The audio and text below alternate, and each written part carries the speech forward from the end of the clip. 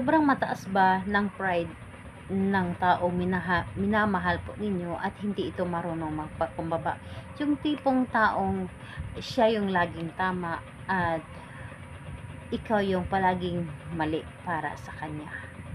Gawin mo ito upang siya ay magbago. Hello mga guys, kumusta kayo? Panibagong araw, panibagong video na naman tayo. And sa araw na ito ay isa na namang video ang aking tuturo sa inyo ng simpleng gabay o simpleng pamamaraan na makakatulong sa atin. At bago ang lahat, gusto ko lang mag-disclaimer sa mga taong hindi naniniwala at hindi gusto ang mga kagaya nitong video.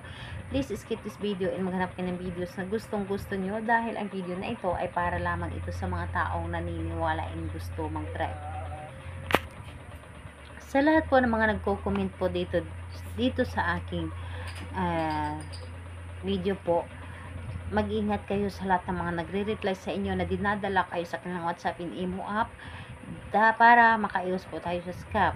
So, ayun po, dito po, ituturo ko sa inyo paano magbago ang taong napakataas ng pride.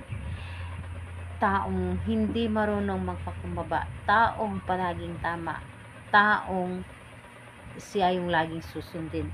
Ngayon, ibahin po natin ang mangyayari. Ibahin po natin ang ating pamamaraan para siya yung laging makikinig sa inyo. So, dito po ay pwede mo itong gawin sa kahit sino or pwede mo itong gawin sa taong minamahal po ninyo, sa partner po ninyo. So, gawin po ninyo ito dahil kadalasan kapag yung partner natin ay sobrang napakataas ang pride at sila yung laging tama, kadalasan po napakasakit sa ulo.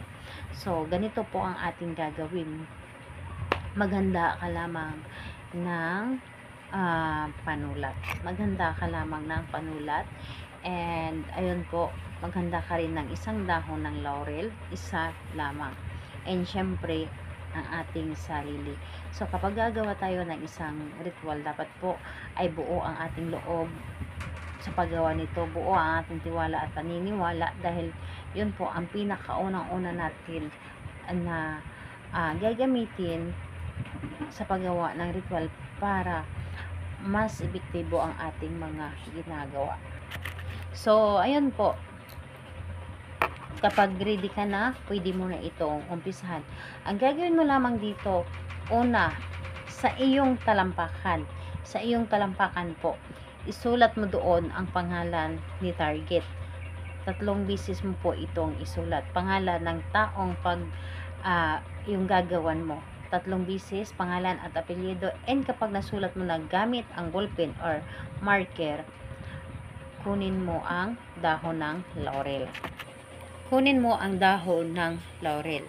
At isulat mo doon ang kanyang pangalan din. Isulat mo doon ang kanyang pangalan at pagkatapos nun, magwiwis ka. Humiling ka lamang gamit ang dahon ng laurel.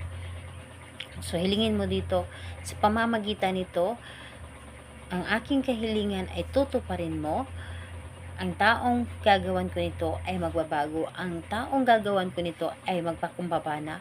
Ang taong gagawan ko nito ay makikinig na. So, lahat ng sasabihin ko ay pakikinggan niya at hindi na siya maging mapagmataas. So, sabihin mo na dito lahat-lahat yung tipong naranasan mo na ugali niya. Sabihin mo doon lahat-lahat sa dahon ng laurel. And pagkatapos nun, kapag nasabi mo na doon lahat-lahat, kumuha ka ng kandila. Kumuha ka ng kandila at sunugin mo ang dahon ng laurel. And kapag nasunog mo yung dahon ng laurel, yung abo ng dahon ng laurel ay ipahid mo doon sa iyong talampakan na kung saan meron itong sulat ng kanyang pangalan at apelyido. Ipahid mo doon sa kanyang talampakan and sasabihin mo doon, ito ay matutupad, susundin mo na ako at hindi ka na magiging mapagmataas at lagi ka na magpakumbaba at pakikinggan mo na ako palagi. Sabihin mo yun habang pinapahid mo yung abo ng dahon ng laurel doon sa iyong talampakan. So, ayun po, kailan ito pwedeng gawin? Gawin ito sa araw ng Tuesday and Friday dahil yun po ang pinakamalakas na araw na gagawa tayo ng mga ganitong pamahiin. And ayun, kung magtatanong ka, ano ang gagawin mo sa iyong talampakan na merong abo ng dahon ng laurel, hayaan mo na ito na kusa itong mabura. So, ayun po. Salamat po sa inyo. Bye bye everyone. God bless.